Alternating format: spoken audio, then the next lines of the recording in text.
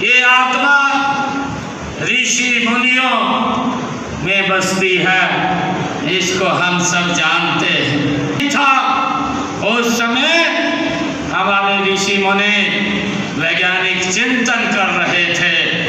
वे जलवायु, अग्नि, पृथ्वी और आकाश पंच तत्वों का रहस्य जान रहे थे।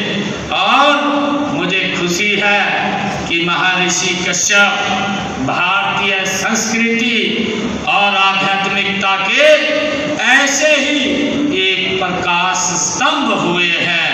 उन्हें सृष्टि के रचयिता के रूप में भी जाना जाता है।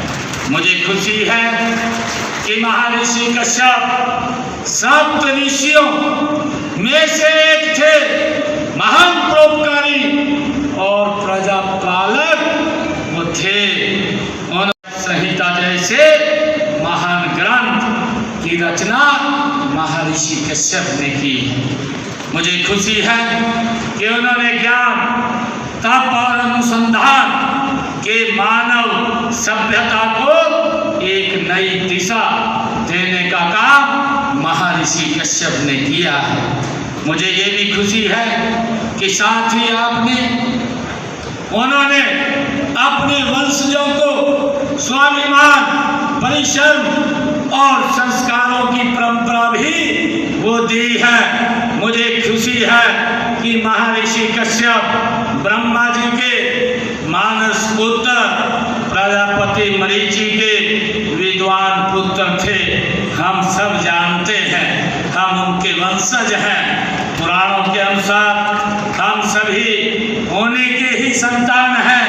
उनके में बसती है, इसको हम सब जानते हैं। जिस समय संसार की सभ्यता का कोई नाम निशान नहीं था, उस समय हमारे ऋषि मुनि वैज्ञानिक चिंतन कर रहे थे।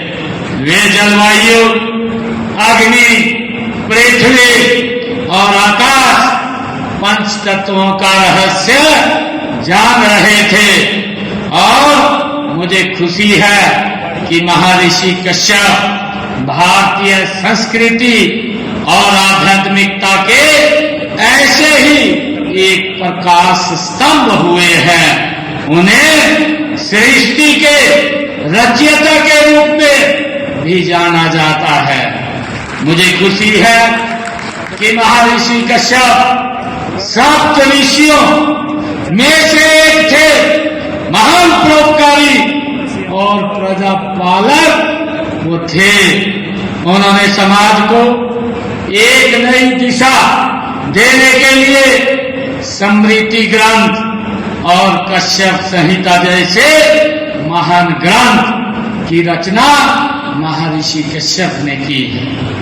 मुझे खुशी है कि उन्होंने ज्ञान, तप और अनुसंधान के मानव सभ्यता को एक नई दिशा देने का काम महर्षि कश्यप ने किया है।